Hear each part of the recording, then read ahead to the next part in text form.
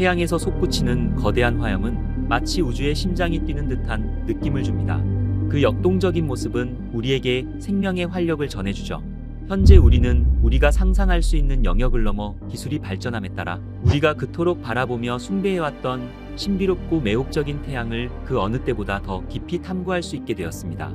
그리고 우리는 오늘 우리가 탐구할 수 있는 더 깊은 곳까지 내려가 신비로운 태양의 실제 모습에 대해서 알아볼 것입니다.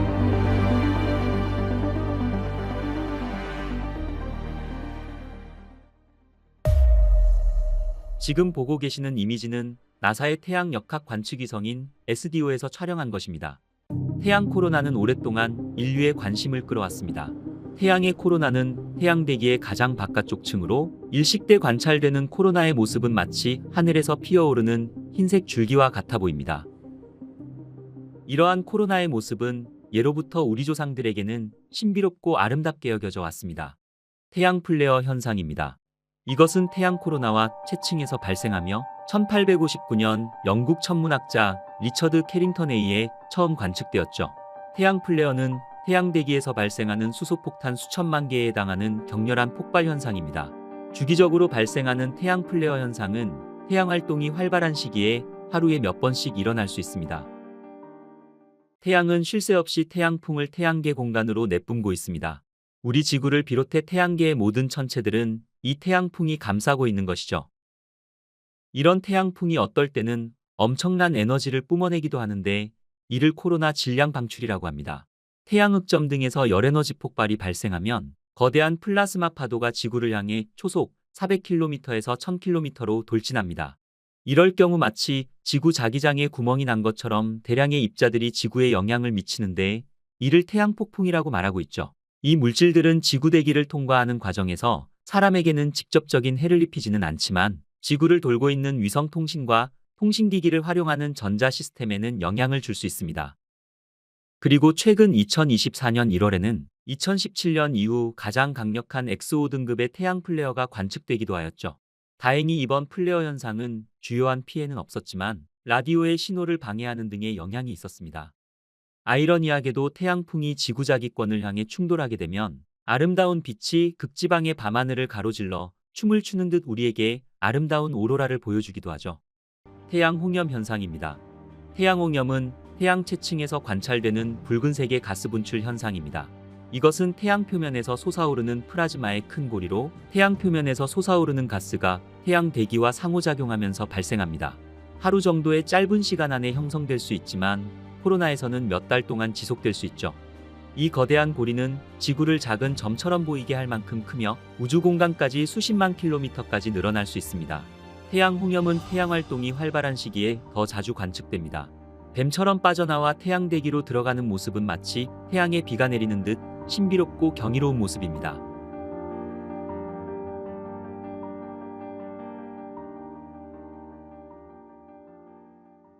태양은 크게 핵심부와 복사층, 대류층 및 광구 등 4개의 주요 영역으로 구분됩니다. 이 중 복사층과 대류층은 태양의 전이 영역에 해당합니다. 이 영역은 태양 내부의 에너지 생성과 전달 과정이 변화하는 중요한 지점입니다. 태양의 전이 영역은 태양 코로나의 형성과도 밀접한 관련이 있습니다. 두께가 약 100km에 달하는 매우 얕은 층으로 이루어져 있죠. 태양의 열은 코로나에서 채층으로 흐르며 이 과정에서 태양의 열 온도는 무려 2만 도에서 100만 도까지 급격하게 상승합니다. 맹렬하게 끓고 있는 지구의 용암은 섭씨 1170도로 지구의 용암과 태양과는 비교할 수 없을 정도로 태양은 엄청난 열을 내뿜고 있는 것이죠. 전이 영역의 더 낮고 더 깊은 끝 부분의 온도는 이보다 6배 더 높으며 전이 영역의 상단의 온도는 346배 이상 더 뜨겁습니다. 태양의 더 깊은 곳으로 들어가면 태양 표면에 도달하기 전 태양 대기의 마지막 층인 태양채층을 발견할 수 있습니다. 170나노미터 자외선을 사용하여 촬영한 이미지는 광구 위로 약 1600km까지 뻗어 있습니다. 온도는 섭씨 6000도에서 만도로 불규칙한 층이며 이러한 높은 온도에서 수소는 불그스레한 색의 빛을 방출합니다. 채층을 면밀히 조사하면 스피큘이라고 알려진 매혹적인 특징들을 발견할 수 있습니다. 바람에 날리는 긴 물결 모양의 흔들리는 플라즈마는 태양의 가장자리에서 가늘게 뻗어나와 실처럼 보입니다. 음속보다 약 282배 빠른 초당 최대 100km의 속도로 태양 표면에서 위쪽으로 발사됩니다. 길이는 거의 10km에 달하며 평균 약 5분에서 10분 내에 형성되고 사라지길 반복합니다. 연구팀은 태양활동 관측위성인 SDO의 극자외선 스펙트럼으로 포착한 이미지를 통해 코로나 안에서 에너지의 이동을 추적하였습니다. 그리고 스피큘이 코로나 온도까지 가열되는 것이 일반적인 것임을 확인되었죠. 이것은 스피큘을 통해 코로나가 고온을 갖게 된다는 것을 뒷받침하는 것이었습니다. 태양의 더 낮은 대기를 통해 내려오면 가시광선을 사용하여 가장 잘 확인되는 태양 자체 표면인 광구에 도달합니다. 태양의 광구는 우리에게 가장 친숙한 태양의 표면입니다. 광구의 가장자리는 육안으로 흔히 볼 수 있듯이 날카롭고 정밀하게 보일 수 있지만 이는 단순히 태양에서 얼마나 멀리 떨어져서 관측하는지에 따라 다를 것입니다. 그리고 태양 자체는 고체가 아닙니다. 이것은 딱딱한 표면의 모습 그대로가 아니라 실제로는 약 100km 정도의 가스로 이루어진 공과 같은 것이죠. 태양은 태양의 어떠한 영역에서도 물질이 고체와 액체 또는 기체 상태로 존재할 수 없습니다. 이것은 태양이 너무 뜨겁기 때문에 물질의 네 번째 상태라고 불리는 플라즈마 형태로만 존재할 수 있죠. 이것은 하전입자들이 자유로이 움직이며 모여있는 상태를 말하는 것입니다. 학자들은 태양의 전체 물질의 99.9%를 플라즈마로 구성되어 있을 것으로 추정하고 있습니다. 태양은 약 27일 주기로 축을 중심으로 자전합니다. 이 자전은 광구에서 흑점의 이동을 통해 관측함에 따라 측정되었죠. 하지만 사실 태양은 가스로 된 공과 같기 때문에 고체의 행성이나 달과 같이 사실상 회전하지는 않는 것이죠. 태양의 적도 지역은 극지방보다 더 빠르게 회전하는데 이러한 차등 회전의 근원은 현재 태양 천문학의 연구 대상이기도 합니다. 표면 아래를 들여다보면 하나가 다른 하나로 이어지는 것을 볼 수 있습니다.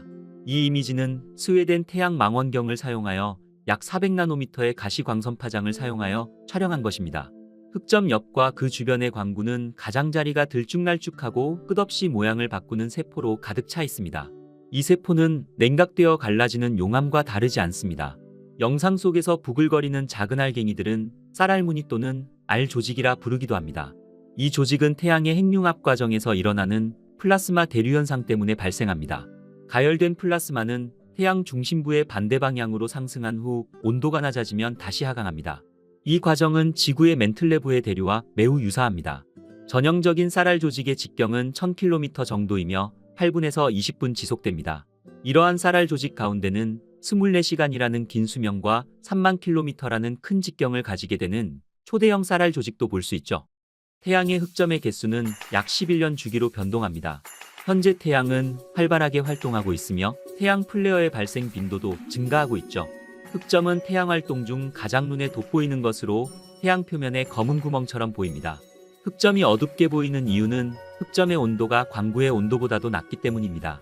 광구 밑의 대류층에서 일어나는 열의 흐름이 흑점의 강력한 자기장 때문에 막혀 흑점의 온도가 상대적으로 낮은 표면 온도를 지니고 어둡게 보이게 되는 것이죠. 이것은 흑점의 스스로의 온도가 약 4000켈빈에서 5000켈빈의 고온에서 매우 밝은 빛을 발하지만 주변이 6000켈빈 정도의 온도에 비해서는 낮기 때문에 상대적으로 어두운 점으로 관측되는 것이죠. 따라서 실제의 밝기는 어둡지 않으며 만약 흑점 하나를 주변의 광구로부터 분리해서 밤하늘에 갖다 놓으면 달보다 더 밝을 것입니다. 이 태양 이미지를 같은 기간 극자외선을 사용하여 촬영한 이전 이미지와 비교해보면 흑점과 태양 플레어 사이의 연관성이 드러납니다. 매혹적인 태양 플레어와 태양 흑점은 같은 위치에 일치하죠. 우리가 볼 수 있는 실제 태양의 영역은 여기까지입니다. 태양 아래 많은 것들은 여전히 미스터리에 쌓여 있습니다.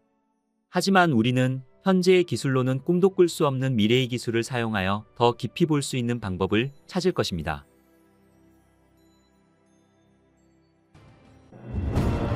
미양 공우주국 나사는 인류 최초 태양 탐사를 위한 파커 탐사선을 태양을 향해 쏘아 올렸습니다. 태양계의 중심이자 지구 생명의 근원인 태양의 신비를 풀기 위해 우주여행이 시작된 것이죠. 영원히 식지 않고 방대한 열과 빛을 끊임없이 쏟아내는 태양은 지구 생명체에 없어서는 안 될 거대한 에너지원으로 우리에게는 영원한 연구 대상이었습니다. 역사상 태양에 가장 가까이 근접하여 태양을 탐사하고 있는 미양 공우주국 나사의 태양 탐사선 파커. 오늘의 우주의 발견은 뜨거운 열기 속으로 들어가 태양을 탐사하고 있는 파커 탐사선과 태양의 신비로운 코로나에 대해서 알아보겠습니다.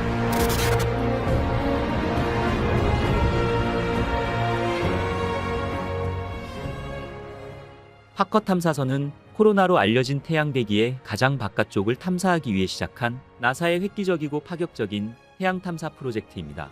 이것은 파커 탐사선이 태양 표면에서 620만 킬로미터까지 접근하여 태양의 바깥 대기층을 구성하는 코로나가 왜 태양 표면보다 수백에서 수천 배나 더 뜨거운 이유가 무엇인지를 규명하는 임무인 것입니다. 태양 표면 온도는 6000도로 아주 뜨겁게 타오르고 있지만 태양 표면에서 뿜어져 나오는 코로나는 그 온도가 태양 표면 온도보다도 무려 250배나 더 뜨거운 150만 도 이상일 것으로 추정하고 있는 것입니다. 이것은 파커 탐사선의 업적을 더욱 인상적으로 만드는 이상하고 변칙적인 현상이었습니다. 언뜻 보기에 탐사선이 단지 태양 대기권 상층부를 통과했을 뿐이라고 무시하기 쉽겠지만 태양 표면에서 멀어질수록 더 뜨거워지는 코로나는 지난 수십 년간 천문학계의 오랜 난제이자 미스터리로 꼽혀왔죠. 또한 태양에서 내보내는 전기입자 바람인 태양풍은 지구에 도달해 아름답게 빛나는 오로라를 만들기도 하지만 초속 800km 속도로 지구까지 날아와 위성들을 손상시키기도 하는 아주 무서운 우주 바람입니다. 그리고 지구 자기장을 동요시켜 통신 시스템 장애 및 정전을 일으키기도 하는 것입니다. 특히 태양풍은 우주 비행사들에게는 치명적인 위험이 될 수 있어 수많은 전문가들이 그 원인을 찾기 위해 매달려 왔지만 우리는 아직 이 같은 태양풍의 폭발이 정확히 언제 어디서 일어나는지도 예측할 수 없었습니다. 그리고 그 원인 또한 밝혀내지 못하고 있는 것입니다. 이처럼 수십 년간 태양 물리학자들에게 미스터리로 남아있는 태양의 비밀을 파헤치기 위해 2018년 8월 12일 미국 플로리다주 케이프 커네버럴 공군기지에서 인류 최초의 태양 탐사선 파커 탐사선이 발사되었습니다. 6, 5, 4, 3, 2, 1, 0. Liftoff of the mighty Delta IV Heavy rocket with NASA's Parker Solar Probe, a daring mission to shed light on the mysteries of our closest star, the Sun. 파커 미션은 60년 전 태양풍의 존재를 밝혀 태양 연구에 평생을 바친 우주물리학자 유진 파커의 이름이 탐사선에 붙여졌습니다. 파커 탐사선의 발사 광경을 직접 지켜본 파커 박사는 이제 시작이라며 우리는 앞으로 수년간 무언가를 배우게 될 것이라며 기대감을 나타내는 말을 남기기도 하였죠. 자동차 한 대 크기의 파커 탐사선은 여행 첫 주 동안 안테나와 자기 측정기 등의 기기를 먼저 전개한 다음 약 4주간 계기 테스트를 수행하였습니다. 이후 파커 탐사선은 금성을 향해 날아가 금성 중력 보조 장치를 처음으로 작동시키며 금성의 중력을 이용하는 플라이바이를 이용하여 우주선의 궤도를 더욱 탄탄하게 다듬는 작업을 진행하였습니다. 파커 탐사선이 처음으로 태양에 가장 가까이 접근하는 시기는 2018년 11월이었습니다. 발사된 지 2달 만에 태양에서 4230만 킬로미터 거리까지 비행하며 태양으로부터 약 2500만 킬로미터까지 다가가게 되는데 이후 조금씩 거리를 줄여서 2024년경에는 약 600만 킬로미터까지 태양에 접근하여 탐사하게 되는 것입니다. 그리고 파커 탐사선은 인간이 만든 탐사선 중 가장 빠른 속도로 태양을 향해 날아가게 됩니다. 이것은 태양이 가지고 있는 엄청난 중력으로 인해 자동차 크기의 이 작은 탐사선이 태양의 중력에 빨려 들어가지 않게 하기 위해서 그동안 파커 탐사선은 금성을 6번 더 플라이바이하며 탐사선의 속도를 시속 69만 킬로미터 이상으로 속도를 높이며 태양 주위 궤도를 24번째 초근접하여 비행 속도를 높여 탐사하게 되는 것입니다. 이때 파커 탐사선의 최고 속도는 시속 69만 킬로미터로 이 같은 속도는 미국 시카고에서 중국 베이징까지 1분이면 주파할 수 있는 속도이며 서울에서 부산까지 도달하는데 채 3초도 걸리지 않는 엄청난 속도인 것입니다.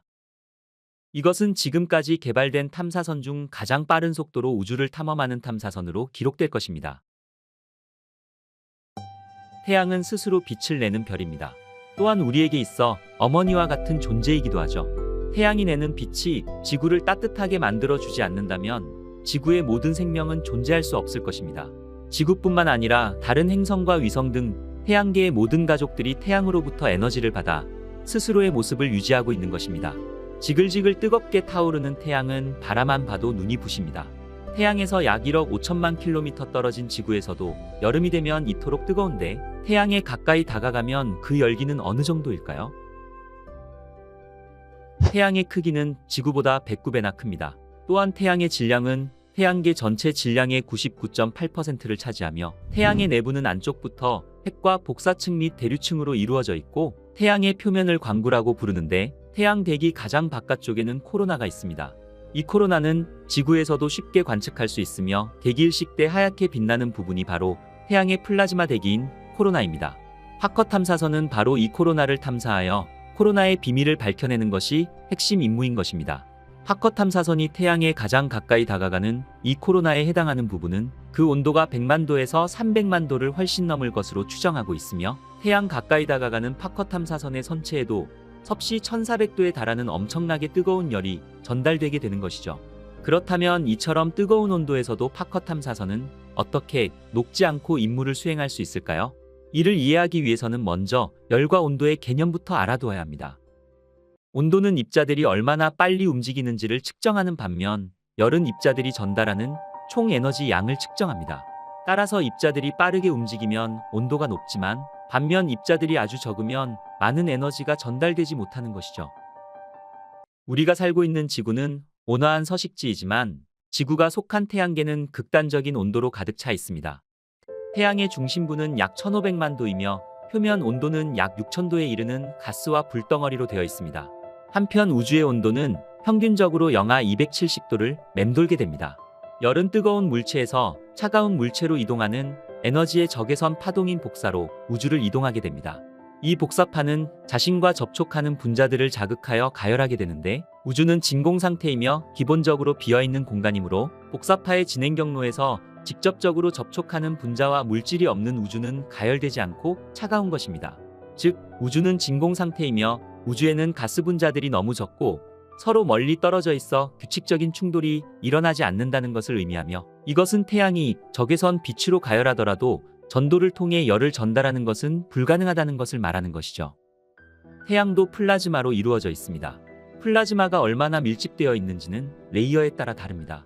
태양의 코로나는 온도가 매우 높은 반면 플라즈마 입자는 상당히 퍼져 있기 때문에 코로나의 온도가 무려 150만 도 이상이더라도 우주선 주변의 열을 관리할 수 있는 것이죠. 태양대기 코로나의 온도가 매우 높지만 실제로 그렇게 밀도가 높지 않아 파커 탐사선에게 에너지를 전달할 수 있는 입자들이 적어서 태양 탐사가 가능한 것입니다. 예를 들자면 오븐에 손을 넣을 때와 비슷합니다. 오븐은 온도가 200도에 있을 수 있지만 오븐에 넣은 손은 200도에 있지 않는 것처럼 말이죠. 우주 공간에는 열 에너지를 전달할 수 있는 입자들이 거의 없어 그토록 뜨거운 열을 뿜어내는 코로나 탐사가 가능한 것입니다. 하지만 태양과 코로나는 그 자체만으로도 엄청난 열을 뿜어내고 있어 코로나를 탐사하는 파커 탐사선에게는 열을 전달할 수 있는 입자들이 거의 없음에도 불구하고 약 1400도에 달하는 엄청난 열을 이겨내야 되는 문제를 풀어야만 했습니다.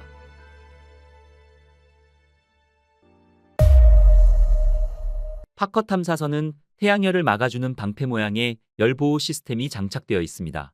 이 방패 모양의 열보호 시스템 TPS는 금속을 녹일 만큼 뜨거운 온도를 견뎌야만 하는 파커 탐사선의 핵심 요소입니다. 이 열보호 시스템은 지름 2.43m로 육각형 모양으로 된 열 차폐막으로 구성되어 있으며 두 개의 탄소 플레이트 사이에 삽입된 탄소 합성 폼을 사용한 최첨단 기술로 제작되었습니다. 이 열보호 시스템 TPS는 무게 또한 가벼울 뿐더러 가능한 많은 열을 처리하고 햇빛을 반사하기 위해 내부 패널에 도달하는 열의 양을 줄이는 특수한 흰색 세라믹 페인트로 코팅되어 마감되어 있습니다. 그 외에도 파커 탐사선의 표면에는 약 11.43cm 두께의 방열판이 설치되어 있어 이 같은 최첨단 기술 덕분에 외부 온도가 섭씨 1371도까지 오르더라도 탐사선 내부는 섭씨 29.5도로 유지되어 뜨겁게 타오르고 있는 태양까지 탐사할 수 있게 된 것입니다. 그리고 파커 탐사선에 설치된 열보호 시스템 TPS는 최대 섭씨 1650도까지 견딜 수 있도록 설계되어 있습니다. 그리고 파커 탐사선에 장착된 기기들은 자동 작동되어 열보호 시스템 TPS 뒤로 숨어들어 자신들을 보호할 수 있게 설계되어 있습니다. 탐사선에 동력을 공급하는 태양 전지판 또한 태양에 접근할 때마다 자동으로 열보호 시스템의 그림자 뒤로 접혀 들어가게 되며, 만약 차폐막만으로는 열을 감당하기 힘들 만큼 태양에 가까이 접근하게 되면 에어컨과 비슷한 냉방 시스템이 가동되어 태양열 지별기와 계기 등이 피해를 입지 않도록 시스템되어 있어 태양 탐사가 가능하게 된 것이죠. 그리고 태양열을 막아주는 그림자 가장자리에는 휴대폰의 절반 크기만한 센서들이 여러 개 부착되어 있어 이 센서들 중 하나라도 햇빛을 감지하게 된다면 그 즉시 중앙 컴퓨터에 경고를 보내 직사광선을 받지 않도록 우주선의 자세를 변경시키며 탐사선에 장착된 다른 기구들을 보호할 수 있게 우주선의 방향을 조절하는 등 파커 탐사선에는 최첨단 기술이 집약되어 설계되어 있는 것입니다. 태양계의 경계까지 탐사선을 날려보낸 인류가 이제서야 최초의 태양 탐사선을 쏘아올린 이유 또한 바로 태양의 뜨거운 열기를 막을 수 있는 첨단 방열 기술을 그동안 개발하지 못하였기 때문입니다. 이 같은 이유로 인해 이번 프로젝트 담당 과학자들은 파커 탐사선이 우주탐험 역사상 가장 어려운 도전 중 하나라며 입을 모아 말하고 있는 것이죠. 그리고 태양 탐사선의 또 다른 과제는 데이터를 지구로 다시 전송해야 한다는 점이었습니다. 파커 탐사선은 초당 최대 43만 비트 속도로 데이터를 전송할 수 있는 고이득 안테나가 장착되어 있지만 우주선과 지구 사이의 거리로 인해 전송 지연 및 중단이 발생할 수 있습니다. 그렇지만 이런 어려움에도 불구하고 파커 탐사선은 이미 중요한 성공을 거두었습니다. 태양에서는 수소 같은 가벼운 원자들이 융합하면서 무거운 헬륨 원자핵으로 바뀌는 현상이 발생합니다.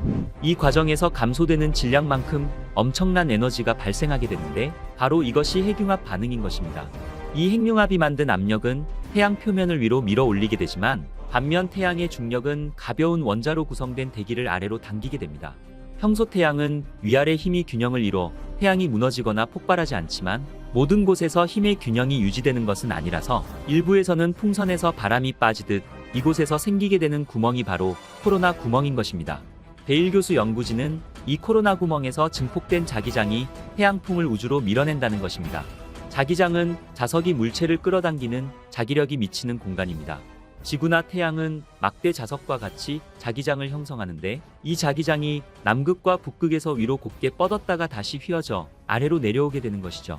파커 탐사선은 앞서 태양 주변의 자기장이 갑자기 방향을 바꾸는 현상을 밝혀냈으며 태양풍은 태양에서 방사상으로 뻗어나오는 자기장을 따라 이동하는데 수초에서 수시간에 걸쳐 자기장 방향이 바뀌며 S자 형태를 보이는 것입니다. 베일 교수는 2019년 네이처에 발표한 논문에서 자기장 역전이 태양풍의 가속에 영향을 미친다고 추정하였으며 이것은 마치 채찍을 휘두르듯 자기장이 S자로 요동치면서 태양풍의 속도가 빨라진다는 것을 나타내는 것이었습니다. 그리고 태양풍이 자전하는 태양을 따라 도는데 그 속도가 지금까지 예상한 초속 수킬로미터가 아니라 35km에서 50km에 이른다는 사실도 밝혀내었습니다. 태양풍의 회전 속도가 높다는 것은 태양이 생각보다 많은 에너지를 태양풍에 전달한다는 것을 의미하며 이것은 그만큼 태양의 자전 속도가 더 빨리 줄어들어 태양이 예상보다 더 빠르게 나이가 든다는 것을 말하고 있는 것이죠. 2021년 태양에 근접할 때 관측한 고속 태양풍은 태양에서 지구로 쏟아지는 고에너지 입자들이 마치 샤워기 헤드에서 물줄기가 튀어나와 쏟아지는 것과 같다는 연구 결과가 나왔으며 이러한 태양풍의 요동만 예측할 수 있다면 예상치 못한 전력 통신망 붕괴 현상을 예방할 수 있을 것입니다.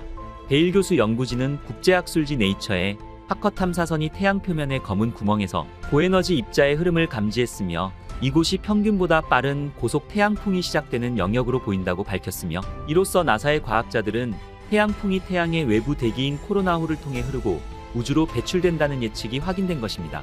태양 활동이 안정기에 있을 때는 코로나 구멍이 극지방에 있기 때문에 여기서 나오는 태양풍은 지구에 닿지 않지만 11년마다 태양 활동이 가장 왕성해지는 태양 극대기 시기가 오게 되면 태양의 자기장이 뒤집히면서 태양 활동이 활발해져 코로나 구멍이 표면 전체에 나타나게 됩니다. 이것은 지구를 직접 겨냥하는 태양풍이 폭발적으로 발생하는 것을 말하며 이 같은 태양 극대기에는 태양 플레어 현상이 강하게 일어나기도 합니다. 예를 들어 1859년 태양 대폭풍 시기에는 쿠바와 하와이에서도 극지방에서 볼 수 있는 것과 같은 선명한 오로라를 볼 수 있었습니다. 나사는 태양 활동이 활발해지는 태양 극대기 전후 몇 년간은 태양 전체에서 출현할 수 있다고 말하고 있으며 이런 활동은 지구에도 악영향을 미칠 수 있는 만큼 파커 탐사선의 관측은 2024년과 2025년부터가 더욱 중요하다고 설명하기도 하였죠. 지구는 자체 자기장이 있어 태양풍을 막아낼 수 있었지만 수소폭탄 수천만 개가 한꺼번에 터지는 것과 같은 태양 폭발 플레어가 일어나면 지구 밖에 있는 위성들과 지구 내에 있는 전력망 및 통신망 또한 영향을 받게 되어 지구에서도 큰 혼돈이 올 수 있는 것입니다. 파커 탐사선에 태양풍에 대한 정보가 쌓여 우주기상 예보가 정확해진다면 태양풍에 대한 피해를 대비할 수 있을 것입니다. 오늘의 우주의 발견은 태양 대기를 탐사하는 임무를 수행하고 있는 태양 탐사선 파커에 대해서 알아보았습니다. 파커 탐사선은 태양을 만지다라는 프로젝트의 명칭처럼 태양에 가까이 접근하여 임무를 수행하고 있으며 탐사선 안에는 파커의 성공적인 탐사를 응원하는 110만 명의 이름과 앞으로 무슨 일이 벌어질지 지켜보자라는 하커 박사의 메시지가 메모리 칩에 담겨 태양의 숨겨진 비밀을 파헤치기 위해 태양을 탐사하고 있죠. 천문학이 발달하지 않은 시대부터 인류는 하늘에 떠있는 반짝이는 무언가에 대한 동경이 있었습니다. 발을 딛고 설 수 있는 땅이라면 직접 만져보고 눈으로 확인이라도 할 수 있지만 머리 위에 무한히 펼쳐져 있는 세계에 대해서는 쉽게 알 수가 없었죠. 우주를 탐험할 수 있을 만큼 기술이 발전한 지금까지도 우리 인간은 하늘에 떠있는 저 반짝이는 것을 끊임없이 탐구하고 있습니다. 이제 우리는 우리가 볼 수 있는 반짝이는 물체가 별이 아니라는 것을 알 수 있죠. 그리고 그 물체가 태양에 가까이 날아가고 있는 외계에서 날아온 혜성이라고 하면 어떨까요? 저는 이 주제가 상당히 흥미로웠습니다. 태양 관측위성으로 알려진 소호탐사선은 태양풍을 관찰하고 태양흑점에서 폭발하는 코로나 질량 방출을 감시하며 태양 대기를 관찰했습니다. 그리고 태양을 관찰하던 소호탐사선에서 무려 4,000개가 넘는 태양으로 날아드는 혜성들을 관측하였죠. 이것은 의도치 않은 발견이었습니다. 무려 4,000개가 넘는 혜성들이 소호탐사선의 시야에 들어올 때까지 우리는 그것이 존재하는 줄도 전혀 몰랐으니깐 말이죠.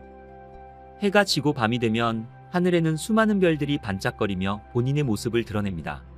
하지만 간혹 그 많은 별들 사이에서 유독 반짝거리며 존재감을 비춰내는 물체들이 있죠. 물론 이것을 직접 관측한다는 것은 굉장히 드문 일입니다. 가장 밝게 빛나는 별보다 더 밝게 빛나는 혜성을 지구 가까이에서 발견한다는 것도 드문 일이지만 그 혜성을 볼 기회가 생긴다면 그거야말로 어쩌면 일생에서 다신 없을 일이 될 것입니다. 혜성은 사실 흙먼지로 둘러싸인 눈덩이라고 불릴 만큼 일종의 우주 암석입니다. 우리가 살고 있는 지구에서는 내리는 눈으로 인해 거리에서 나뒹구는 얼음덩어리와 비슷하죠. 이 얼음덩어리를 살펴보면 안에는 자갈과 흙이 섞여 있다는 걸 알 수 있습니다. 그렇게 혜성의 중심부에는 물과 얼어붙은 가스, 그 위에 암석과 금속 조각들이 섞여 검은 먼지층으로 뒤덮여져 있는 것이 바로 혜성인 것입니다. 애초에 혜성은 물과 얼음 등 기타 분자로 코팅된 먼지 입자에서부터 시작합니다.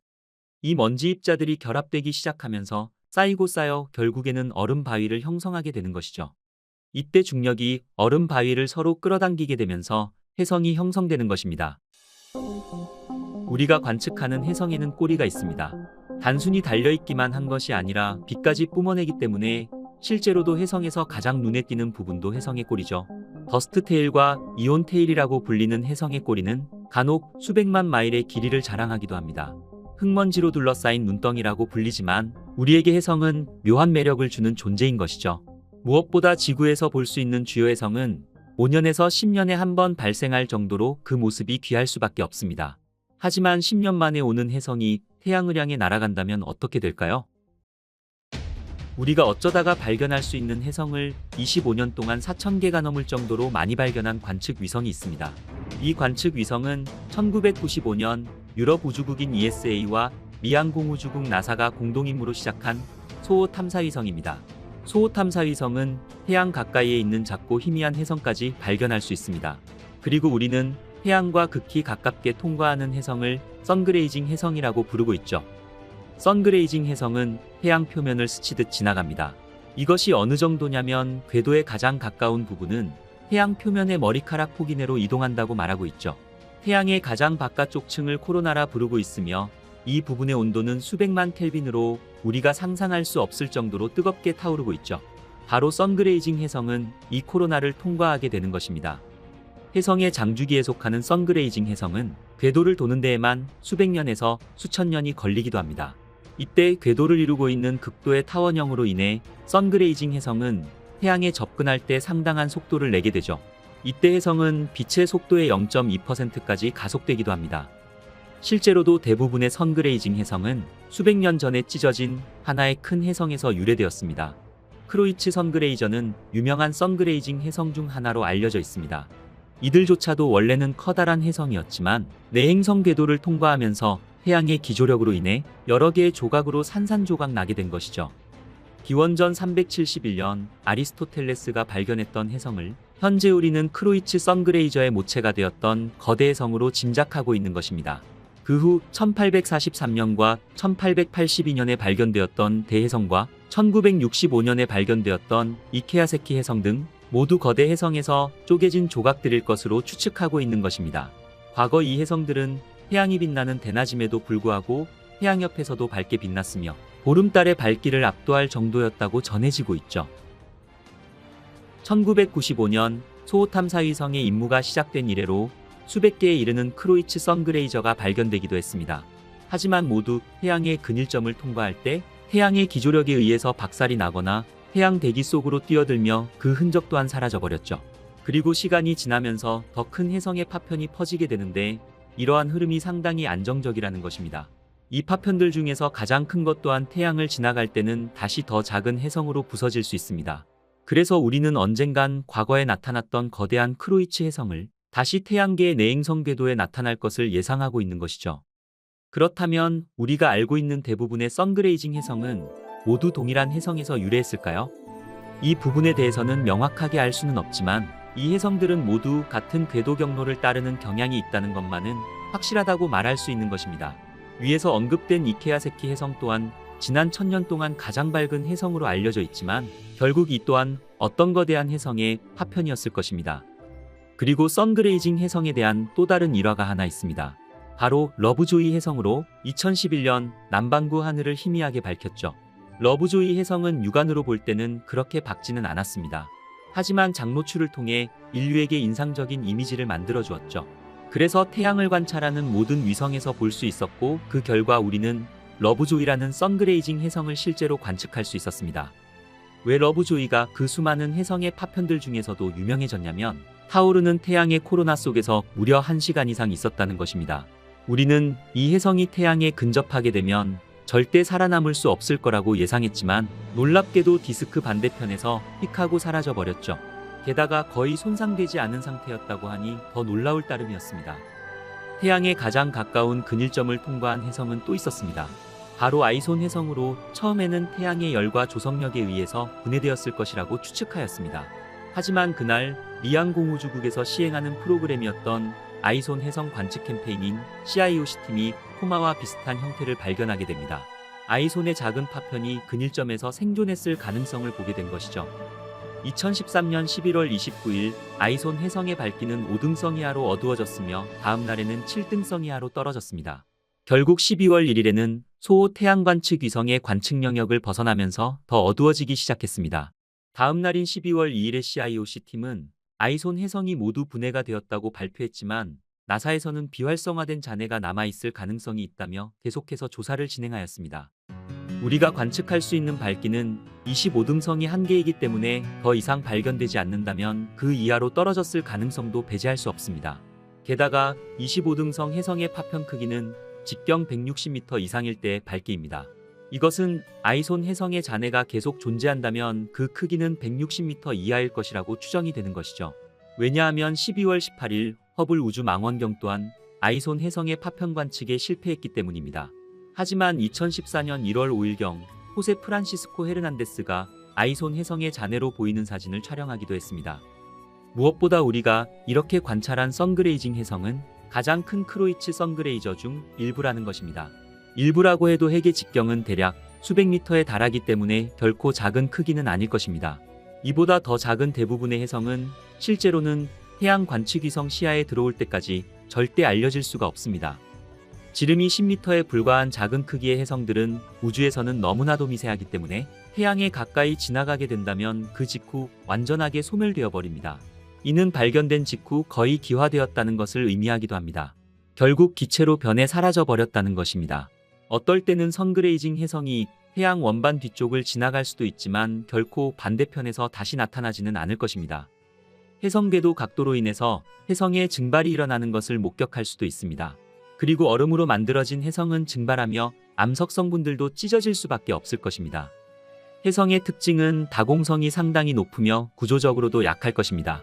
자체 중력에 의해 뭉쳐진 잔해 더미에 불과한 혜성은 태양이 뿜어내는 영향력만으로도 분해될 수밖에 없다는 것 또한 어쩌면 당연한 결과일 것입니다. 태양을 갉아먹을 수 있는 거대한 혜성조차도 이러한 상황에서는 심한 상처를 입고 사라져버리게 될 것입니다. 과학자들은 선그레이징 혜성을 통해 흥미로운 현상을 발견하였죠. 혜성이 태양을 지나갈 때 그 지나가는 정확한 순간 코로나 질량 방출 현상이 일어난다는 것입니다. 과학자들이 선그레이징 혜성을 좋아하는 이유가 바로 여기에 있는 것이죠. 태양 코로나는 너무 뜨거워 현재의 기술로는 태양의 깊은 곳까지 탐사선을 보낼 수 없습니다. 하지만 이 일을 기꺼이 대신해주는 것이 바로 수천 개의 선그레이징 해성이라는 것입니다. 그리고 선그레이징 해성은 우리가 찾고 있는 것을 관찰하기에도 완벽했습니다. 코로나 질량 방출을 일으키는 선그레이징 해성을 통해 우리는 태양 코로나 내부의 자기장을 더 잘 이해할 수 있으며 코로나 질량 방출과 우주 날씨를 조금 더 섬세하게 예측할 수 있게 된 것입니다. 지구의 날씨도 명확하게 예측하기 힘든 마당에 우주의 날씨는 우리 인간이 완전하게 이해하지 못할 수밖에 없는 것이 어쩌면 당연할 것입니다.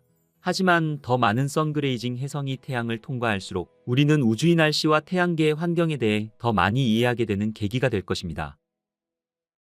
태양의 코로나는 우주의 기상과 태양풍의 근원입니다. 특히 지구상에서 우리가 보내는 전자장치는 실제로 태양에서 방출되는 입자에 상당히 취약합니다. 그리고 현재의 과학기술로도 세심하게 연구한다는 것 또한 거의 불가능에 가깝습니다. 게다가 입자의 갑작스러운 폭발이 지구 방향으로 향하게 된다면 위성이 손상될 수도 있으며 심한 경우에는 전력망과 인터넷까지도 중단될 수 있습니다. 선그레이징 해성은 어쩌면 우리 인류가 궁금해하는 태양의 모습을 알려주는 중요한 역할을 하고 있는 것입니다. 1800년대 후반 하인리 크로이츠가 발견한 크로이츠 경로는 태양 근처를 여행하는 많은 해성이 동일한 궤도를 따르는 길을 말합니다. 이 경로를 통하면 해성이 태양 주위를 한 바퀴 도는 데에는 약 800년이 걸린다고 합니다. 이 궤도에 있는 모든 해성은 수천 년 전에 관측된 하나의 해성에서 나왔으며 태양과 가까워질수록 묶여있던 얼음이 증발하며 태양의 중력으로 인해 더 작게 부서지기도 합니다. 해성이 크로이츠 경로를 돌 때마다 이런 일이 발생하게 되면 다시 새로운 세대의 해성이 탄생할 수 있죠. 우리는 그렇게 계속해서 해성을 발견하고 그로 인해서 우주의 다양한 현상들을 이해하게 될 것입니다. 현재 우리가 살고 있는 이 지구에서는 강렬한 태양빛 때문에 선그레이징 해성을 발견하는 것은 어려운 일입니다. 하지만 태양을 관찰하도록 설계된 소호 태양 관측 위성과 같은 관측소를 통해 선그레이징 해성을 직접 눈으로 관측할 수 있게 되었죠. 태양 가까이에 있는 작고 희미한 해성뿐만이 아니라 해성이 기화되기 전 선그레이징 해성 리스트에 추가할 수 있을 만큼 태양 가까이에서 날아간 해성들까지도 볼 수 있습니다. 게다가 관측 위성의 데이터는 온라인에서도 볼 수 있기 때문에 이제는 누구나 해성을 발견할 수 있는 시대가 되었죠. 언젠가는 여러분들도 이러한 시스템을 통해 다음 선그레이징 해성을 발견하게 될 주인공이 될 수 있지 않을까요? 최근 천문학계는 한 별에서 나온 별빛이 변화로 술렁이게 됩니다. 백조자리에 위치한 태비의 별인 KIC 846285의 밝기가 예측할 수 없이 비정상적으로 어두워지는 현상이 관측되었기 때문이었죠. 보통 행성이 지나갈 때 별의 밝기는 약간 어두워지기는 하지만 태비의 별은 최대 22%까지 급격하게 어두워졌죠. 과학자들 사이에서는 이 미스터리한 현상을 두고 다양한 가설들이 나왔으며 그 중에서도 가장 충격적인 가설 중 하나가 과학계의 이목을 집중시켰습니다. 혹시 저곳에 엄청나게 발달한 외계 문명이 거대한 인공구조물을 건설하고 있는 것은 아닐까라는 생각으로 말입니다. 특히 2024년 연구에서는 적외선을 방출하는 특징이 다이슨 스피어의 예상 신호와 유사한 7개의 천체가 발견되기도 하였으며 헤파이스토스 프로젝트를 통해 의심되는 별들이 무려 60개나 발견되었다는 소식까지 전해졌죠. 그리고 이 이론은 저의 상상력을 한 번에 사로잡아 버렸죠. 다이슨 스피어는 정말 놀라웠습니다. 이 아이디어는 물리학자이자 수학자인 프리먼 다이슨의 논문에서 처음 탐구되었습니다. 그는 가상의 외계 문명이 어떻게 자신들의 행성에 에너지를 공급하려고 할지, 그리고 우리가 그들을 어떻게 발견할 수 있을지에 대해 고심했죠. 그리고 모든 생명체는 에너지가 필요로 할 것이며 더 발전된 외계 문명일수록 더 많은 에너지가 필요하다는 것입니다. 다이슨 교수는 만약 발전된 외계 종족일수록 태양 복사를 활용할 것이라고 생각하게 됩니다. 시간이 지날수록 외계 문명은 별이 방출하는 모든 복사를 활용하게 될 것이라고 말이죠. 그렇다면 다이슨 스피어는 대체 무엇일까요? 다이슨 이론은 인간이 만든 구조물로 별을 인위적으로 뒤덮는다는 이런 엄청난 아이디어가 대체 어떻게 그리고 어떤 상황에서 탄생하게 되었는지부터 이해해야 합니다. 1950년대 중반까지만 해도 위성 배터리는 보통 지구에서 충전했습니다. 그리고 배터리가 방전되면 그 위성은 폐기되었으며 우주 쓰레기의 일부가 되었죠. 하지만 1958년 나사는 태양광 패널을 이용해 우주 공간에서 스스로 배터리를 충전할 수 있는 세계 최초의 위성인 뱅가드 1호를 발사했습니다. 물론 이 발사가 다이슨 스피어와 직접적으로 연결된 것은 아니었습니다만 바로 이 발사 과정에서 나사의 과학자 프리먼 다이슨이 이런 말을 하게 됩니다. 내 머릿속에 뭔가 아주 이상한 생각이 떠올랐다라고 말이죠. 그렇다면 만약 우리가 하나의 구체를 만들기 시작한다면 어떨까요? 마치 인공위성처럼 인류가 먼저 태양 주변에 태양광 패널을 모두 설치하고 그 패널들을 서로 연결해서 하나의 거대한 구체를 만들기 시작한다면, 그리고 그 구체를 통해 태양으로부터 에너지를 추출하기 시작한다면 어떻게 될까요? 고대 조상들에게 에너지는 생사를 가르는 문제였습니다. 그리고 인류 문명의 역사 또한 에너지의 역사라 해도 과언이 아닐 것입니다. 고대 조상들은 동물의 힘을 빌렸으며 불을 다루고 바람과 물의 힘을 이용했죠. 인류는 증기기관과 화석연료를 통해 산업혁명을 이루었으며 오늘날 우리는 최첨단 기술로 상상할 수 없는 편리함을 누리고 있습니다. 그런데 여기서 중요한 사실은 우리가 사용하는 에너지의 대부분이 태양에서 온다는 것입니다. 식물은 태양빛으로 광합성을 하며 수백만 년 동안 쌓인 동식물이 잔해가 화석연료가 되었습니다. 그리고 바람과 물이 순환해 강물이 흐르는 것 또한 태양열 덕분일 것입니다. 인류가 에너지 위기에 직면해 있다는 것은 어쩌면 많은 지식이 필요치 않을 것입니다. 화석연료 또한 무한하지 않기 때문입니다. 현재 추정에 따르면 인류가 만약 지금처럼 석유 에너지를 사용한다면 우리는 앞으로 150년 정도밖에 남지 않았다고 보고되기도 했죠. 그리고 인류의 에너지 소비량은 해마다 무서운 속도로 증가하고 있으며 200년 전과 비교해 인간의 수가 7배 늘었는데 비해 인간이 소비하는 에너지량은 무려 25배 늘었으니 그 증가 속도를 무시할 수 없다는 것입니다. 그리고 더욱 무서운 사실은 지구의 생태 용량 초과날이 매년 앞당겨지고 있으며 인류의 기술 발달 속도가 빨라질수록 에너지 고갈은 명백한 사실일 것입니다. 그렇다면 이런 상황에서 우리는 우리에게 근본적인 질문을 던지게 됩니다. 만약 지구 자원이 고갈된다면 인류는 어떻게 될까요? 컴퓨터와 휴대폰이 없는 세상으로 돌아가야만 하는 것은 아닐까요? 바로 이 시점에서 물리학자 프리먼 다이슨이 제기했던 아이디어가 빛을 발하게 됩니다. 그는 외계 문명이 있다면 에너지 문제를 해결하기 위해 어떤 선택을 할 것인가를 고민하며 이런 생각을 했죠.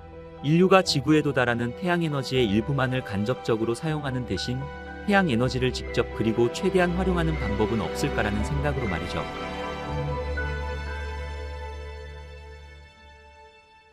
그 당시 다이슨의 아이디어는 간단하면서도 혁신적이었습니다. 태양을 거대한 인공구조물로 완전히 감싸 태양이 방출하는 모든 에너지를 포착하자는 것이었죠. 이것이 바로 다이슨 스피어의 기본 개념입니다. 태양은 초당 약 385요타와트라는 상상조차 할 수 없는 에너지를 사방으로 방출합니다.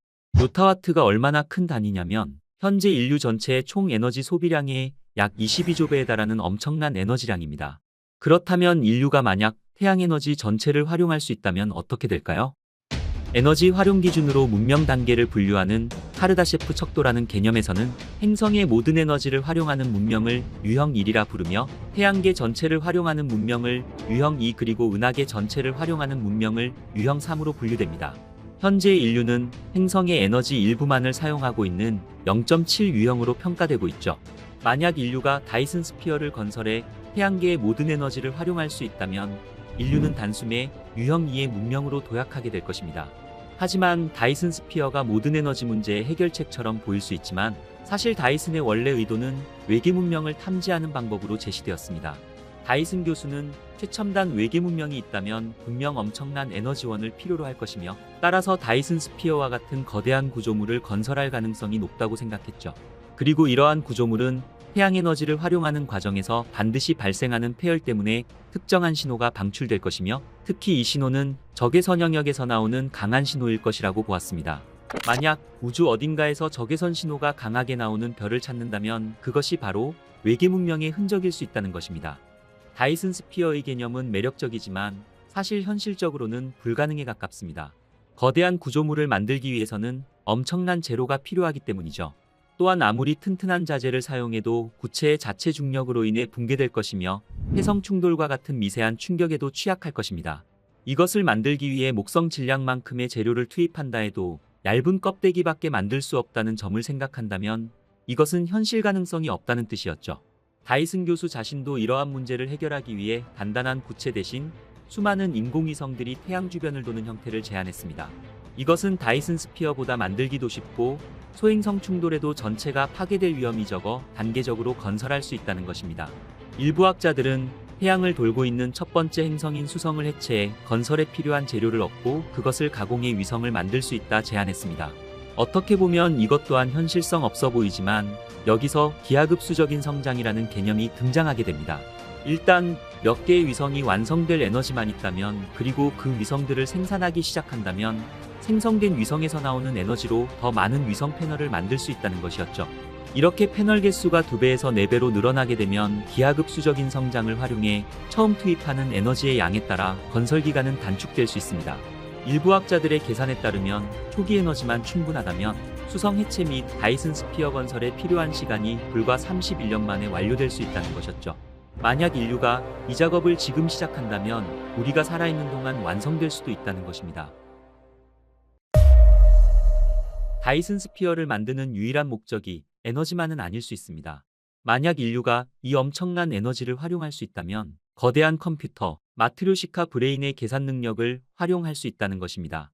이러한 우주적 규모의 컴퓨터는 인류가 지금 당장 만들 수 있는 것은 아니지만 우리가 이것을 이해하는 것은 매우 중요할 것입니다. 이것이 바로 다이슨 교수가 외계 문명을 탐지하는 방법으로 제시했던 핵심이기 때문이죠. 마트료시카 브레인의 컴퓨터가 에너지를 사용할 때 나오는 열이 적외선 형태로 방출될 것이며 지구에서도 충분히 감지될 수 있다는 것입니다. 만약 인류가 일반적인 별들과 다른 적외선 신호를 찾는다면 그것이 바로 고도로 발달된 외계 문명의 증거가 될 것입니다. 2015년 태비의 별에서 감지된 이 특이한 적외선 신호가 바로 과학자들을 흥분시켰던 이유였죠. 비록 현재는 이것이 먼지구름에서 나오는 자연적인 현상일 가능성이 높다 판단되었지만 이 같은 신호 자체가 첨단 외계 문명의 존재 가능성을 제시한 것입니다. 마트료시카 브레인 개념은 인류의 미래라는 관점에서도 중요할 것입니다. 가장 흥미로운 가설 중 하나는 현실 세계와 완벽히 동일한 가상현실의 구현입니다. 이것은 인류 전체를 디지털화해 사실상 불멸의 존재가 될 수 있다는 것이었죠. 그리고 이 이론과 같이 우리도 어쩌면 우리가 지금 살고 있는 이 현실 세계조차도 어쩌면 마트료시카 브레인 안에서 시뮬레이션 되고 있는 가상 세계일지도 모른다는 것입니다. 다이슨 스피어나 마트료시카 브레인과 같은 구조물이 외계 문명의 존재를 알리는 강력한 신호가 될 수 있다는 아이디어는 외계 지적 생명체 탐사 SETI 연구에 새로운 방향을 제시했습니다. 이제는 더 이상 막연히 우주에서 오는 전파 신호만을 듣는 것이 아니라 특정한 종류의 신호, 즉 외계 문명이 남긴 거대 구조물의 흔적을 찾는 것으로 탐사 기준이 확장되었죠. 하지만 앞서 태비의 별의 사례에서 보듯이 우주에는 아직 우리가 완전히 이해하지 못한 자연현상들이 많습니다. 다이슨 스피어처럼 보이는 적외선 신호가 사실은 멀리 떨어진 활동 은하액이나 우리가 알지 못했던 희귀한 유형의 천체가 먼지에 가려진 은하일 가능성이 높다는 연구 결과들 또한 나오고 있죠. 이것은 과학적 발견과 섣부른 결론 사이에 매우 얇은 선이 존재한다는 것을 보여주는 예일 것입니다. 우주는 여전히 수많은 미스터리 현상들로 가득 차 있으며 우리가 그것들을 신중하게 탐구해야 합니다. 다이슨 스피어는 아직까지 공상과학에 더 가까운 개념으로 보일 수 있는 수많은 기술적 난제들이 산적해 있지만 놀라운 사실은 이것이 시간여행이나 워프 드라이브처럼 현재 물리법칙으로는 불가능해 보이는 것들과는 달리 다이슨 스피어의 이론은 기술 발전과 자원만 충분하다면 이론적으로는 가능하다는 것입니다. 이것은 우주의 법칙이 때로는 우리에게 한계를 보여주지만 때로는 상상할 수 없는 가능성 또한 열어준다는 것을 의미했습니다. 어쩌면 우리가 우주라는 거대한 샌드박스 안에서 시작 단계에 불과할지 모르지만 인류가 이 게임을 얼마나 멀리까지 진행시킬지는 우리 자신들의 의지에 달려있을 것입니다. 외계 문명이 이미 다이슨 스피어와 같은 구조물을 건설했다면 그들은 분명 우리보다 훨씬 발달한 문명일 것이며 인류가 외계 문명과 마주치는 것은 예상치 못한 위험을 수반할 수도 있겠죠. 하지만 두려움 때문에 탐사를 멈출 수는 없을 것입니다. 다이슨 스피어 탐사는 우리가 우주에서 어떤 위치에 있는지, 인류의 미래에 어떤 잠재력을 가지고 있는지를 보여주는 거울일 것입니다. 우리는 우주에서 혼자일까요? 다이슨 스피어는 이 질문에 중요한 단서가 될 수 있을 것입니다. 미스터리는 여전히 우리를 기다리고 있으며 우리의 탐사는 계속될 것입니다. 태양계가 형성되기 전 수십억 년 전으로 돌아가 보겠습니다. 태양계가 형성되기 전의 우주 공간에는 엄청난 양의 성간 기체와 우주먼지로 이루어져 있었습니다. 그리고 태양계 성운의 규모는 현재보다 광활했죠. 지금으로부터 약 46억 년 전 성간 가스와 먼지 덩어리로부터 태양계의 형성이 시작되었습니다. 이 덩어리는 좀 더 큰 규모의 집합체의 일부였죠. 그러다 어느 순간 주변의 초신성이 폭발하게 됩니다. 이 초신성의 폭발에 의한 충격파에 의해 안정적이던 성운은 중력 붕괴를 일으켰고, 이 구름들은 수축하면서 자체 중력으로 인해 서로를 끌어당기게 되었죠. 서서히 회전하던 구름들은 그 속도가 빨라져 원반 형태를 갖추게 되었습니다. 자체적으로 회전하는 원반 구름들은 중력으로 인해 수축이 진행될수록 중심부에는 가스들이 더 많이 모이게 되었죠. 이 모여있는 가스 입자들은 서로 충돌하게 됩니다. 이때 운동에너지가 열에너지로 전환되면서 중심부의 온도가 올라가게 되는 것이죠. 이것이 원시 태양의 탄생이었습니다. 원시 태양은 이러한 과정을 거치면서 온도와 압력이 매우 높아져 수소가 헬륨으로 융합하는 핵융합 과정을 통해 엄청난 열과 빛을 우주 공간으로 내뿜는 항성이 되었으며, 스스로 빛을 내는 하나의 행성군의 중심이 탄생하게 된 것이었습니다. 태양 주위의 기체와 티끌들은 회전원반과 같은 방향으로 원심력에 의해 계속해서 회전을 같이 하게 됩니다. 태양계 성운은 회전과 수축을 반복하면서 중심부는 볼록해지고 가장자리는 얇은 원반 모양을 형성하게 되었죠. 이 가스와 먼지 구름들은 중력에 의해 충돌하고 달라붙으면서 크고 작은 덩어리를 이루며 원시 행성을 형성하는 물질로 성장하게 됩니다. 이것은 회전축의 수직 방향으로 작용하는 원심력에 의한 것이었습니다. 태양은 원시 태양계 전체 물질의 질량의 99.86%를 모아 응축되어 형성되었으며, 태양이 응축되고 남은 성운의 고리 부분을 구성했던 가스와 먼지들은 회전을 계속하며 뭉쳐지고 커지면서 작은 덩어리로 만들어졌습니다. 이 덩어리들은 서로 잡아당기고 모여서 점점 덩치를 키우며 충돌하는 과정을 통해 행성과 외소행성 그리고 해성들이 만들어지게 된 것입니다.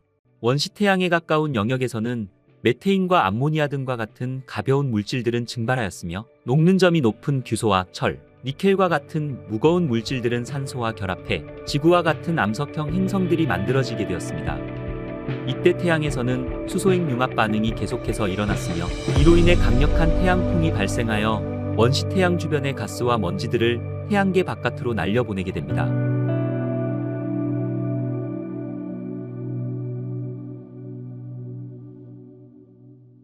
하지만 충분히 성장한 암석형 행성인 수성과 금성, 지구와 화성과 같은 초기의 태양계를 이루는 행성들은 구심력에 의해 태양 주위를 안정된 궤도로 공전하게 되면서 현재의 태양계 모습을 형성하게 되었죠.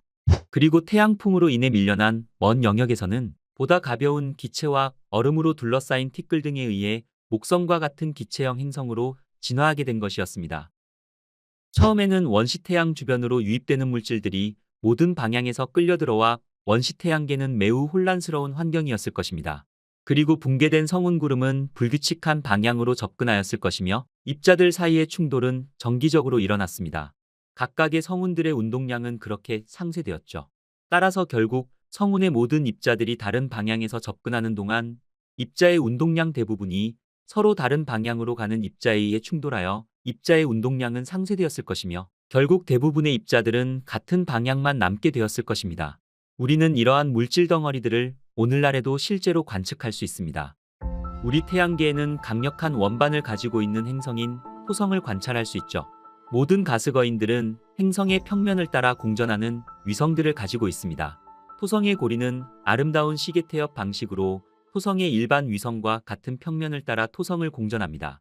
토성 탐사선인 카시니 탐사선은 임무를 수행하는 동안 다양한 중력 상호작용으로 인해 토성의 고리 내부에서 물질들이 뭉쳐서 만들어지는 작은 위성이 형성되는 것을 발견할 수 있었습니다.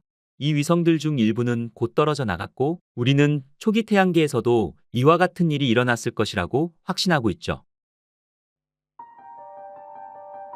오늘날 우리는 우리 은하에 대해 많은 것을 알고 있습니다.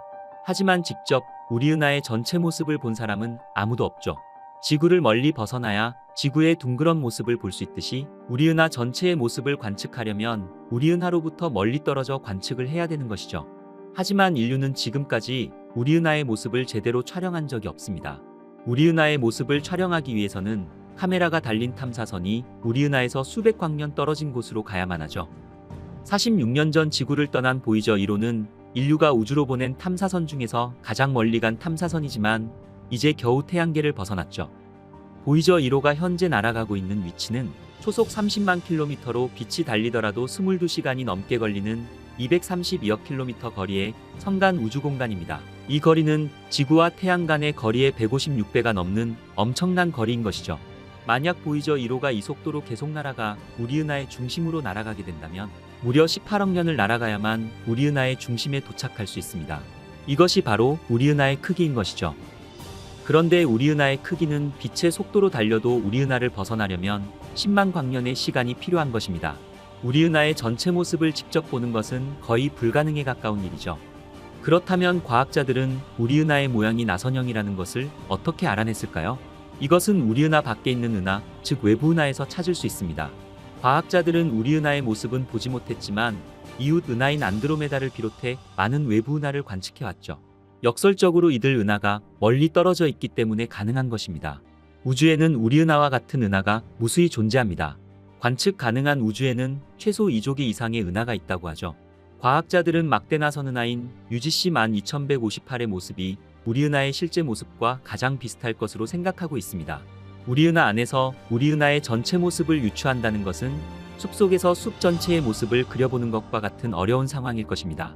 오랜 세월 동안 천문학자들은 조각조각 모은 관측 자료를 바탕으로 우리 은하의 전체 모습을 구성해내는데 어느 정도 성공을 거두었습니다. 우리 별 태양은 은하 전체로 본다면 티끌보다도 작은 별입니다. 하지만 태양계는 우리에게 무엇보다 소중한 지구를 품고 있는 곳이죠. 우리는 지금 이 순간에도 지구의 자전에 의해 1초에 약 400m를 이동하고 있습니다. 이는 음속을 넘는 수치로 시속 1500km에 달하는 맹렬한 속도입니다. 그런데도 우리는 왜 못 느낄까요? 예를 들어 일정한 속도와 고도로 날아가는 비행기 안에 있다고 상상해 보세요.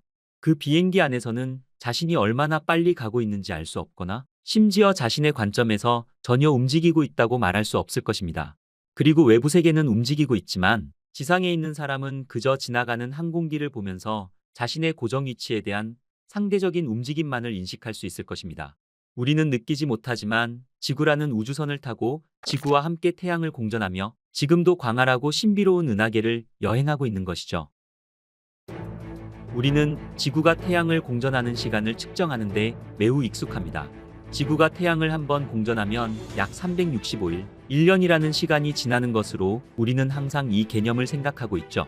하지만 이 같은 개념은 태양계 내에서는 굉장히 중요할 수 있지만 태양계를 포함한 무수히 많은 항성과 행성들을 가진 우리 은하에 비하면 사실 상당히 보잘것없는 수준일 것입니다. 우리 은하를 돌고 있는 태양계는 머나먼 여행을 하고 있습니다. 마치 지구가 태양을 공전하는 궤도와 비슷하게 우리 은하를 여행하고 있죠. 태양계는 우리 은하 안의 태양 같은 항성 주위를 공전한다기보다는 훨씬 더 복잡하고 흥미롭게 은하 중심에 있는 초거대 블랙홀을 중심으로 공전하고 있습니다. 태양은 초당 약 230km, 시간당 약 80만 km에 달하는 엄청난 속도로 움직이고 있습니다. 따지고 보면 태양은 우리 은하를 공전하는 듯이 보이지만 사실은 우리 은하 중심에 있는 초거대 블랙홀로 빨려 들어가고 있는 것이죠. 태양계가 우리 은하를 한번 공전하는 데 걸리는 시간은 지구의 시간으로 약 2억 2천만 년에서 약 2억 3천만 년 정도가 걸린다고 합니다. 그러나 지구가 태양의 중심을 돌고 있는 공전운동과는 그 형태가 다르게 움직이고 있습니다. 은하 속을 여행하는 태양은 마치 우리 은하를 중심으로 회전목마를 타고 있는 것과 같은 궤적운동을 하고 있죠. 태양이 위아래로 목마운동을 하는 주기는 약 6200만 년 정도라고 합니다. 태양계는 은하면과 행성 궤도면 사이에 약 60도의 각도로 은하계를 이동합니다. 태양은 은하수를 중심으로 회전하면서 은하계의 나머지 부분에 대해 위아래로 그리고 안팎으로 움직이며 나아가고 있죠. 우리 은하계는 거대하고 거대하며 가장 중요한 것은 움직이고 있다는 사실입니다. 모든 별과 행성, 가스구름과 먼지 알갱이 하나까지도 그 내부를 돌아다니며 중력에 기여하고 영향을 받는 것입니다. 태양이 은하궤도를 공전할 때 회전목마와 같은 운동을 약 6200만 년 주기로 한다면 그것은 분명 같은 주기 때마다 지구에도 영향을 주었을 것입니다. 이것은 태양이 어떤 위치에서 이동하고 있느냐에 따라서 태양의 가속도가 달라질 수 있을 것이며 이는 지구 궤도에도 변화를 일으켜 지구의 날씨 또한 엄청난 영향을 주었을 것입니다. 그리고 태양이 은하궤도를 공전할 때 만약 별들이 밀집한 지역을 통과하는 경우라면 다른 별들의 중력에 의해 영향을 받아 태양계 주변의 오르트 구름에 있는 소행성들에게 섭동을 일으켜 오르트 구름에 속해 있던 소행성들이 궤도를 이탈할 것이고 이들은 혜성이 되어서 태양계 내부를 향해 돌진할 수도 있을 것입니다. 이 같은 주기로 해성이 많아진다면 지구와 해성과의 충돌 확률 또한 높아졌을 것입니다. 공룡의 멸종이 소행성들과의 충돌에 의한 것이었음을 감안한다면 충분히 가능성이 있는 이야기인 것이죠. 적어도 우리는 그 걱정은 안 해도 좋을 듯합니다. 우리의 먼 후손들은 그에 대해서 걱정해야 하겠지만 과학자들은 이와 같은 주기에 의해 멸종이 있다 하더라도 다음번 멸종은 약 1500만 년 이후로 예상되어 있으니까 말이죠. 우리는 그동안 지구나 금성, 화성의 운동을 고정된 태양을 공전하는 타원 운동으로 알고 있었습니다.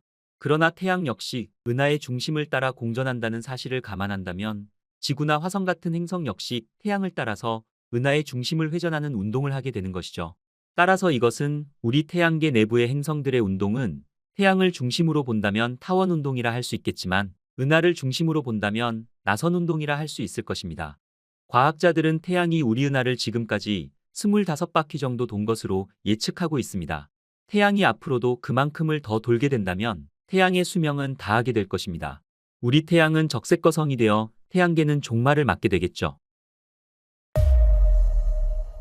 우리 은하와 태양계의 재미있는 사실은 우리 은하의 지름이 약 10만 광년이고 지구는 우리 은하의 중심에서 약 2만 8천 광년 떨어져 있습니다.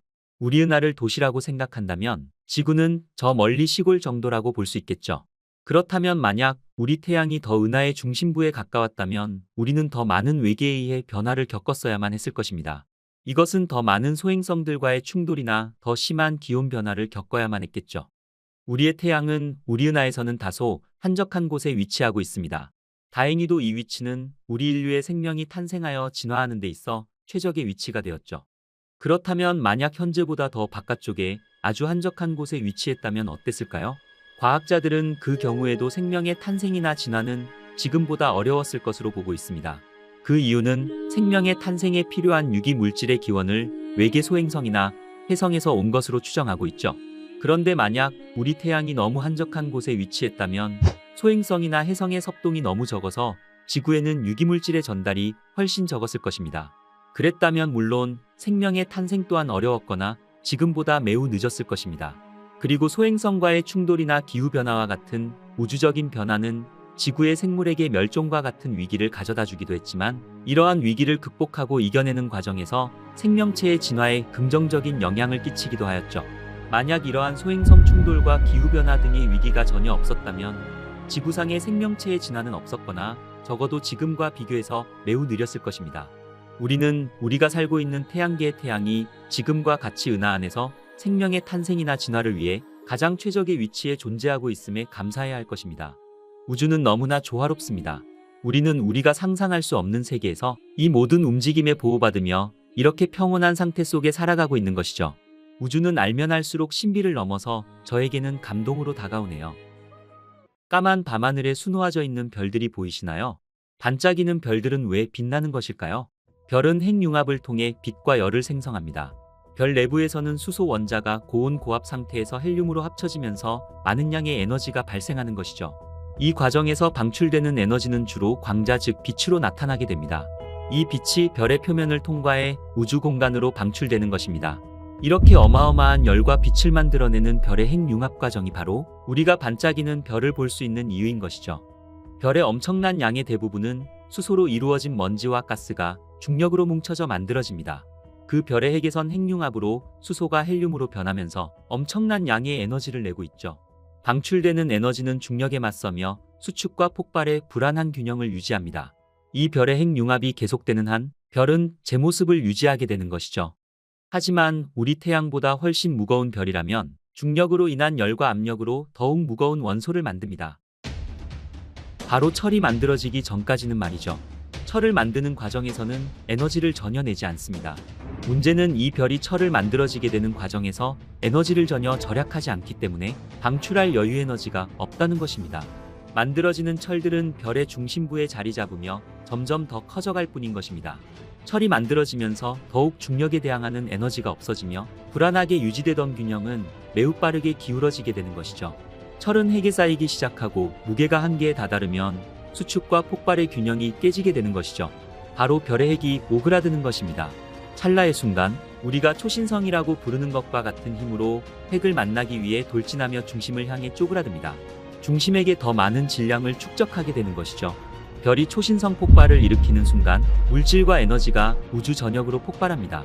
이때 폭발에 대한 충격력이 낮으면 남아있는 것들이 모여서 또다시 중성자별이 탄생하게 되는 것입니다. 하지만 질량과 힘이 충분히 크고 더 무겁다면 우리가 알고 있는 물리학은 붕괴되고 무너진 별의 중심 부분에 블랙홀이 만들어지게 되는 것이죠. 블랙홀의 탄생은 큰 별이 죽는 생의 마지막 사멸 과정에서 별이 중력으로 인해 붕괴하면서 탄생하게 되는 것입니다.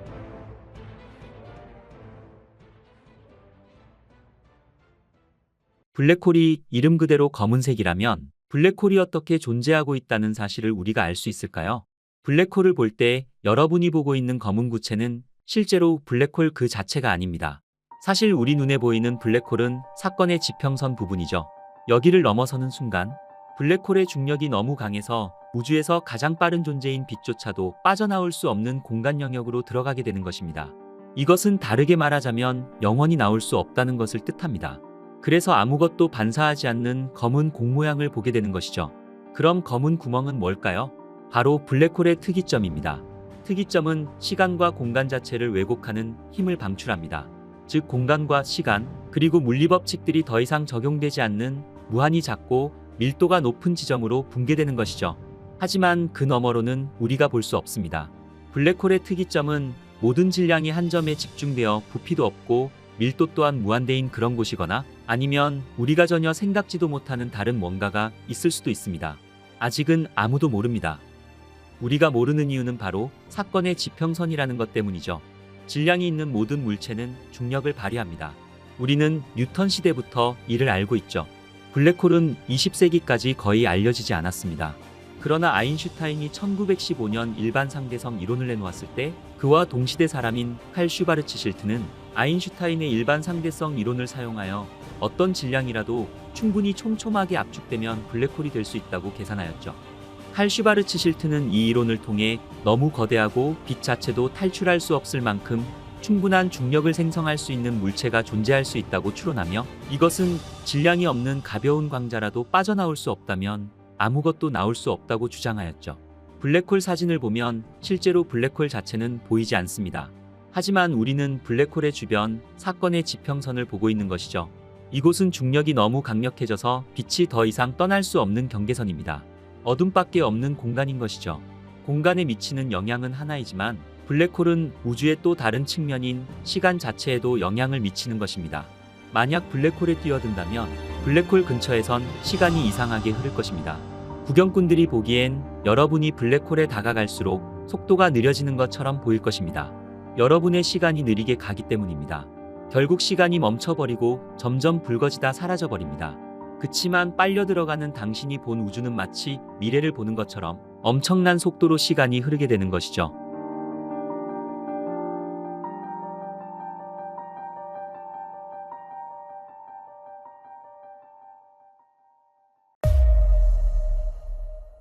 블랙홀이 처음 이론화되었을 때 천문학자와 물리학자들은 블랙홀이 실제로 존재하는지 확신할 수 없었습니다. 블랙홀의 최초 증거가 기록된 것이 불과 40년 후였으니까 말이죠. 블랙홀은 눈에 보이지 않기 때문에 과학자들이 블랙홀을 탐지하고 연구할 수 있는 유일한 방법은 블랙홀이 주변 물질에 미치는 영향을 관찰하는 것입니다. 여기에는 가스와 먼지가 블랙홀을 향해 떨어질 때 형성되는 입자 디스크인 강착 디스크와 초대 질량 블랙홀에서 폭발하는 입자 제트 K사가 포함됩니다. 이것이 엑스레이를 통해 블랙홀을 감지할 수 있는 방법인 것입니다. 블랙홀은 눈에 보이는 전자기 복사를 자체적으로 방출할 수 없지만 블랙홀에서 나오는 엑스레이는 실제로 부착 원반에서 발생합니다. 여기서 유입되는 물질은 강렬한 마찰을 통해 섭씨 수백만 도까지 가열됩니다. 하지만 유입되는 물질이 없는 블랙홀은 기본적으로 눈에 보이지 않으며 밝은 강착 원반도 발견할 수 없는 것이죠.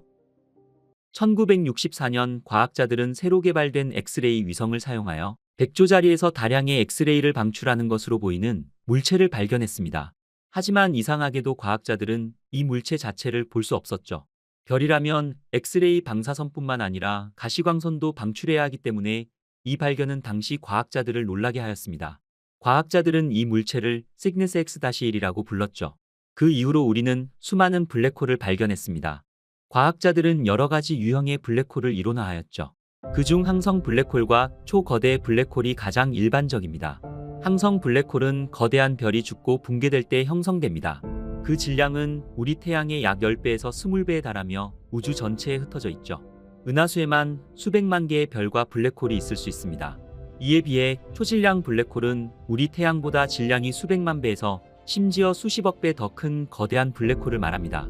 과학자들은 그것이 어떻게 형성되는지 추측할 수 있을 뿐이지만 우리는 그것이 우리 은하를 포함하여 거의 모든 거대 은하 중심에 존재한다는 것을 알고 있죠. 블랙홀은 크기가 다양합니다. 태양보다 조금 큰 별 무게의 블랙홀은 소행성 정도의 크기입니다. 그리고 초거대의 블랙홀이란 것도 있죠.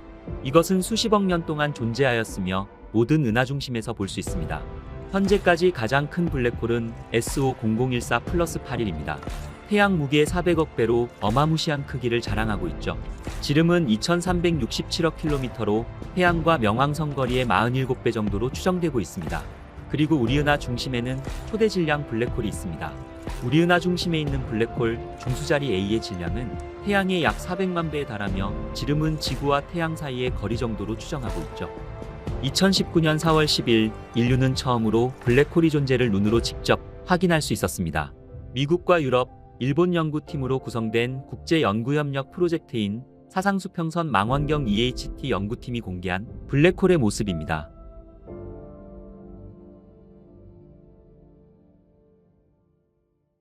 이것은 아인슈타인이 1915년 일반 상대성 이론을 제시하면서 처음 등장한 블랙홀의 존재를 직접적인 증거를 통해 눈으로 확인한 사건이었죠. 지름 1000억 킬로미터로 약간 기울어진 고리 모양 구조 안쪽에 있는 것으로 나타난 블랙홀은 마치 달걀 속 노른자처럼 그림자 한가운데에 약 400억 킬로미터의 크기로 담겨 있는 것으로 밝혀졌습니다. 연구를 이끈 셰퍼드 도엘레만 미국 하버드 스미스소니안 천체물리센터 교수는 우리는 인류에게 최초로 블랙홀의 모습을 보여주고 있다며 이 결과는 천문학 역사상 매우 중요한 발견이라고 선언하였죠. 오랫동안 미지의 존재였던 블랙홀이 존재를 확인한 것만으로도 우주는 우리에게 엄청난 감동을 주고 있는 것 같습니다. 강력한 블랙홀일수록 호킹 복사라는 현상 때문에 더 빠르게 증발합니다. 호킹 복사를 이해하자면 우선 빈 공간이 있을 때 진짜로 비어있진 않고 속엔 가상의 입자들이 있습니다. 이들은 짝지어 갑자기 나타났다 짝지어 사라져버리죠. 만약 블랙홀의 경계에서 가상 입자가 나타나면 입자 중 하나는 블랙홀에 빨려 들어가고 나머지 하나만 물질 입자가 되어 방출되는 것입니다. 이런 식으로 블랙홀은 에너지를 잃게 됩니다. 블랙홀의 증발은 처음엔 어마어마하게 느리다 블랙홀이 작아질수록 빨라집니다. 결국 소행성 무게 정도가 되면 미지근한 열을 내다 산만한 무게가 되면 태양 정도의 열을 내고 마지막 순간엔 핵폭탄 수십억 배의 폭발로 끝나게 되는 것이죠. 그치만 이 현상은 믿기 힘들 정도로 느립니다. 가장 큰 블랙홀은 증발하는 데에만 9골년 정도 걸릴 겁니다. 마지막 블랙홀이 증발하는 걸 볼 사람은 없을 겁니다. 그때쯤이면 우주도 어떻게 될지 모르니깐 말이죠. 하지만 호킹 복사는 어디까지나 이론적 예측이며 아직 실험적으로 검증된 바 없습니다. 그러나 중력의 양자역학을 결합했을 때 그 디테일에 관계없이 항상 나타날 것으로 생각되는 것이죠. 오늘의 우주의 발견은 중력이 워낙 강해 주위의 물질은 물론 빛조차도 빠져나갈 수 없는 블랙홀에 대해서 알아보았습니다. 블랙홀은 큰 항성이 사멸 과정에서 중력으로 인해 폭발해 생겨났으며 어떤 것들은 압도적인 크기로 우리 태양의 수십억 배에 달하는 질량을 자랑하기도 하죠. 대부분 은하 중심에 존재하는 초대 질량 블랙홀들의 형성 과정에 대해선 아직 명확히 알려진 바가 없습니다. 하지만 분명한 것은 이러한 블랙홀 덕에 은하계는 더욱더 역동적이며 은하계 진화에 엄청난 영향을 끼친다는 사실일 것입니다. 블랙홀은 여기가 끝이 아닙니다. 더 재밌는 이야기는 다음 편 영상으로 다시 찾아뵙겠습니다. 구독과 좋아요 한 번씩만 눌러주시고요. 끝까지 시청해주셔서 감사합니다.